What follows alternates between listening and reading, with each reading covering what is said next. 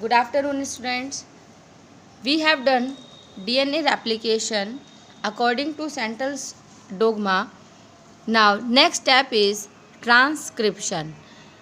After the replication of DNA makes its copy, and this DNA after transcription makes RNA.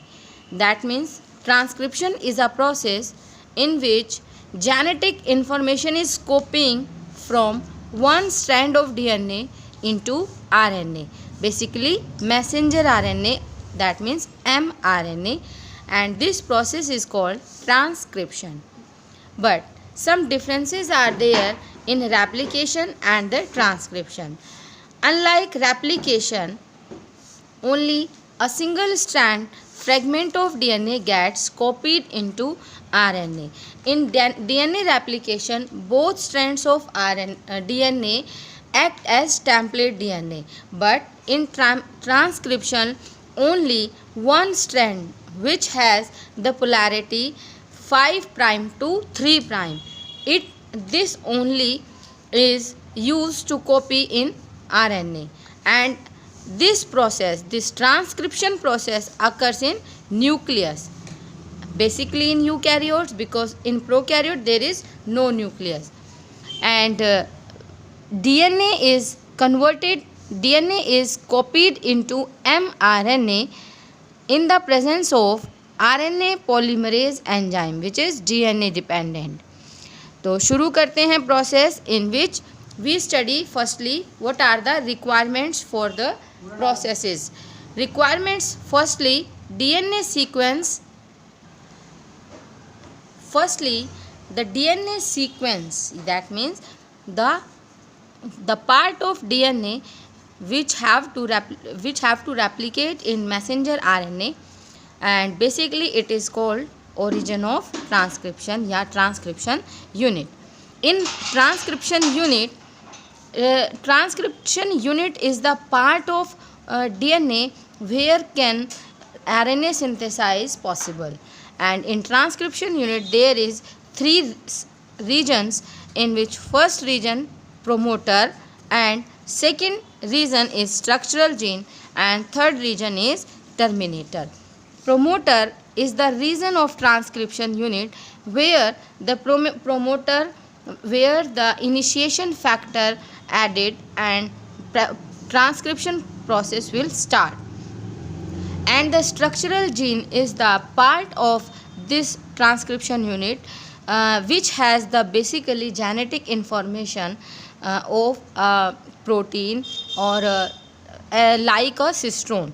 और यहाँ पर structural gene में जो भी कॉपी रहेगी, जो भी डीएनए की इन्फॉर्मेशन है वो एग्जैक्ट एमआरएनए में आ जाएगी कॉम्प्लीमेंट्री, लेकिन जहाँ टी आना है वहाँ पर यू आ जाएगा. और टर्मिनेटर ट्रांसक्रिप्शन यूनिट का वो प्लेस है जहाँ पर टर्मिनेटिंग फैक्टर ऐड होगा और प्रोसेस को स्टॉप करेगा.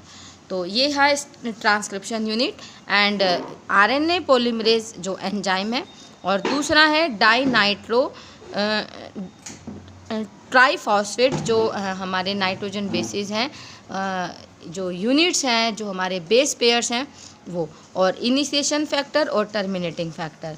तो प्रोमोटर मैंने अभी आपको बताया है, it is a small sequence of DNA which provide binding site for RNA polymerase enzyme. Promoter site पे सबसे पहले इनिशिएशन फैक्टर ऐड होगा और वहाँ से ही प्रोसेस स्टार्ट होगा, और RNA polymerase enzyme initiation factor के जुड़ने के बाद वहाँ पर ऐड होगा. और हमेशा प्रोमोटर क्या होता है, 5' एंड पे होता है. मैंने अभी आपको बताया ट्रांसक्रिप्शन जो होगा डीएनए के कौन से स्ट्रैंड पे होगा, 5' से जो 5' to 3', जिसका पोलैरिटी होगी. Also called as upstream end, क्योंकि ये कहाँ मिलेगा आपको 5' एंड पे. तो इसके बाद ये नेक्स्ट है जो ट्रांसस्ट्रक्चरल जीन. तो ये आप समझ सकते हो कि ये जो है डीएनए का वो पार्ट है जिस पर ट्रांसक्रिप्शन होनी है, और इसको बोलते हैं ट्रांसक्रिप्शन यूनिट. तो ये जो पार्ट है जहाँ पर इनिशिएशन फैक्टर ऐड होगा, और इनिशिएशन फैक्टर ऐड होने के तुरंत बाद यहाँ पर जो है आरएनए पॉलीमरेज एंजाइम ऐड होगा, और ये पूरी कॉपी करेगा इसको, ये यहाँ तक लेकर ये है स्ट्रक्चरल जीन जिसको कॉपी होना है।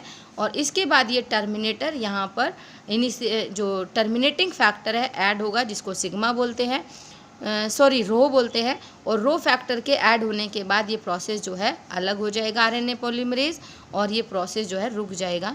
तो ये होता है ट्रांसक्रिप्शन। और स्ट्रक्चरल जीन ये वो जीन है, यानी वो पार्ट है डीएनए का which have to transcribe.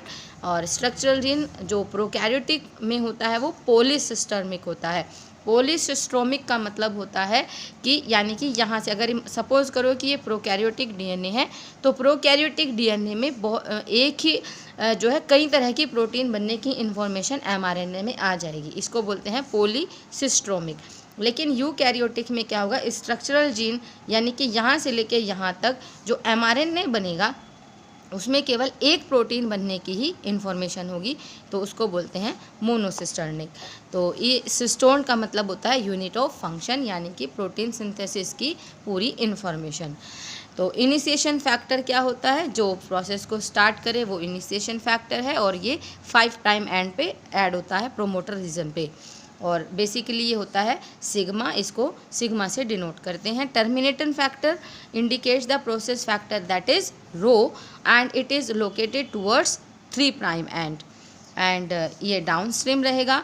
RNA polymerase enzyme जो है वो बेसिकली 3 टाइप का होता है, RNA polymerase first, RNA polymerase second and RNA polymerase third, which are responsible for different type of RNA. First for ribosomal RNA, second for messenger RNA and third for tRNA transfer RNA. And now we start process. In process, transcription involve 3 main steps. First is initiation, second is elongation and third one is termination. I have drawn the diagram only and you have to write the whole process with own. आपको खुद से ही इसका process लिखना है, मैंने यहाँ पर diagram ही show किए हुए हैं। तो ये यहाँ पर हम स्टार्ट कर रहे हैं। तो ये क्या है, ये स्ट्रक्चरल जीन है, जीन का एक पार्ट है जहाँ पर ट्रांसक्रिप्शन होना है, और ये P promoter, S G structural gene, और ये टी टर्मिनेटिंग जो 3 प्राइम एंड पे है। ये क्या है, आरएनए पॉलीमरेज एंजाइम है। तो RNA polymerase enzyme promoter region पे आकर के ऐड हो गया है। ऐड होने से क्या होगा, ये अनवाइंड हो जाएगा। जो डीएनए है, जो दोनों स्ट्रैंड है, ये अनवाइंड होंगे, खुल जाएंगे, और इसको खुलने के बाद इसकी स्ट्रक्चर ऐसी बन जाएगी जिसको हम ट्रांसक्रिप्शन बबल बोलते हैं। और हमेशा 5 प्राइम टू जो 3 प्राइम एंड है वहीं पर ही क्या होगा, हमेशा एमआरएनए की सिंथेसिस होगी, और इसीलिए इसको टेम्पलेट स्ट्रैंड बोलते हैं, नॉन कोडिंग स्ट्रैंड बोलते हैं। दूसरे वाला जो होगा ये ट्रांसक्रिप्शन में यूज़ नहीं होगा, इसको हम नॉन टेम्पलेट, कोडिंग या सेंस स्ट्रैंड बोलते हैं।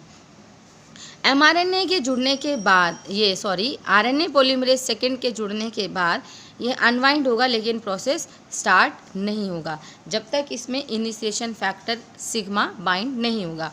तो जैसे यहाँ पर सिग्मा बाइंड होगा तो न्यूक्लियस में जितने भी डाई न्यूक्लियोटाइड्स हैं, ट्राई न्यूक्लियोटाइड्स हैं, वो सभी क्या हो जाएंगे, आकर के जुड़ने लग जाएंगे, और एमआरएनए की सिंथेसाइज होगी, और इनमें जो भी इंफॉर्मेशन है डीएनए में तो उसका कॉम्प्लीमेंट्री जुड़ता जाएगा। लेकिन जहाँ पर एक ही अपोजिट में टी जुड़ना है वहाँ टी ना जुड़ के वहाँ पर यू जुड़ जाएगा, ये हमेशा हमें याद रखना है।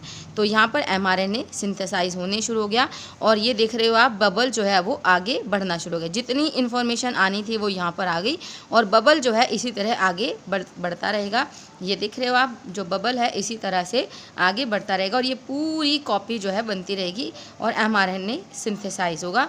और जो एमआरएनए सिंथेसाइज होगा वो 5 प्राइम से 3 प्राइम ऐड होगा, मतलब उसका जो स्टार्टिंग पॉइंट है वो 5 प्राइम होगा, और जो लास्ट पॉइंट है वो 3 प्राइम होगा।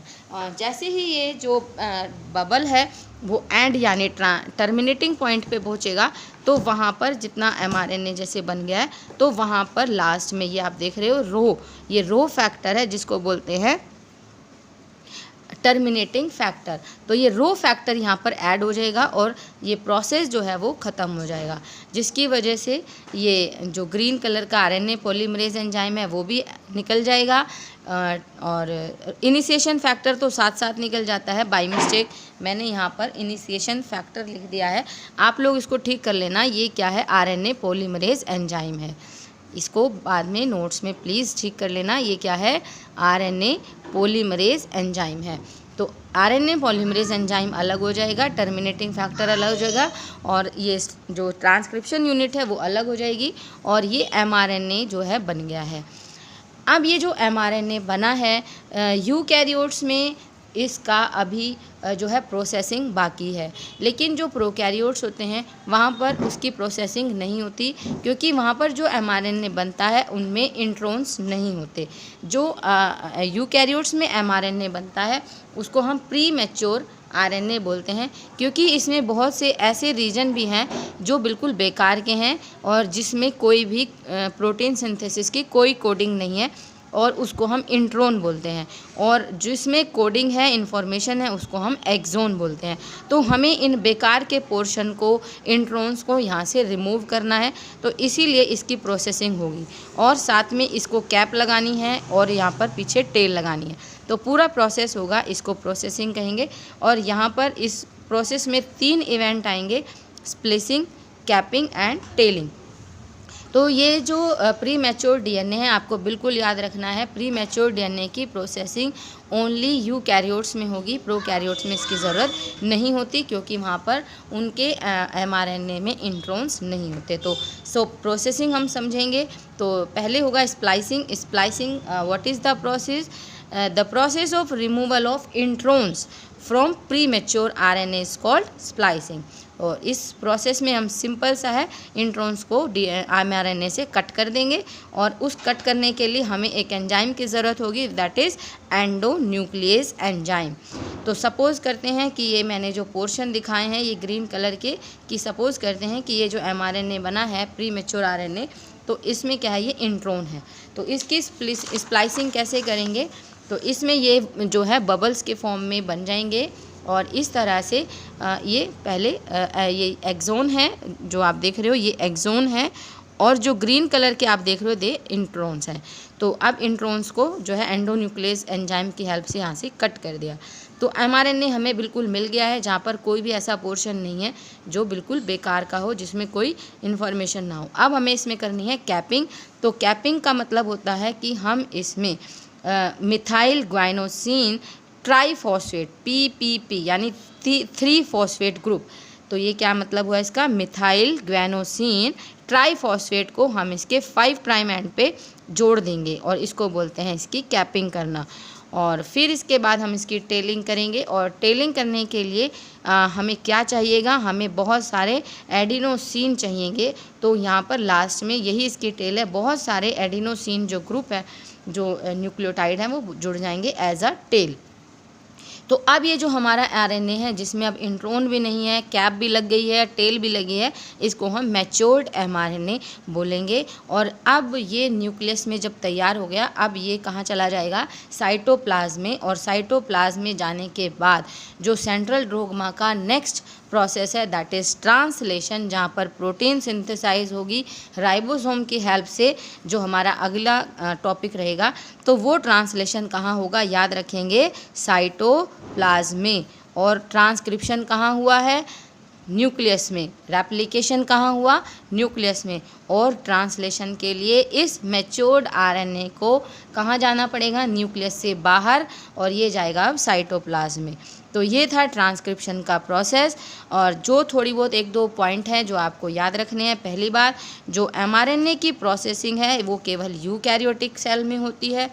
दूसरा, जब भी एमआरएनए सिंथेसाइज होता है तो डीएनए का कॉम्प्लीमेंट्री जो है बेसिस जुड़ते जाएंगे, लेकिन जहाँ पर टी जुड़ना है वहाँ पर यूरेसिल जुड़ता जाएगा।